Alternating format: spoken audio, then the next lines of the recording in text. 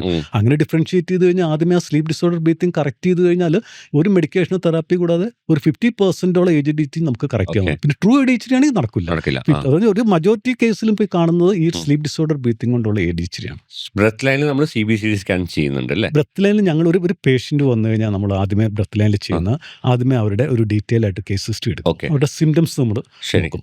ഈ സിംറ്റംസ് നോക്കിക്കഴിഞ്ഞിട്ട് നമ്മൾ clinical examine ചെയ്യും. സപ്പോസ് ഈ അപ്പർ ജോ തീരെ കൺസ്ട്രിക്റ്റഡ് ആണോ, അല്ലെങ്കിൽ തീരെ നാരോ ആണോ, അല്ലെങ്കിൽ അവർക്ക് എന്തെങ്കിലും ബ്രീത്തിങ് ഡിഫിക്കൽറ്റി ഉണ്ടോ, അങ്ങനെ ഉണ്ടെങ്കിൽ അതുപോലെ ലോവർ ജോ തീരെ ബാക്കിലേക്കൊക്കെ ആണെങ്കിൽ പിന്നെ CBCT സ്കാനിന് വിടും. എന്നിട്ട് ഇത് തമ്മിൽ കോറിലേറ്റ് ചെയ്യും. ഇത് ഈ സിംറ്റംസ് ഇതാണ്.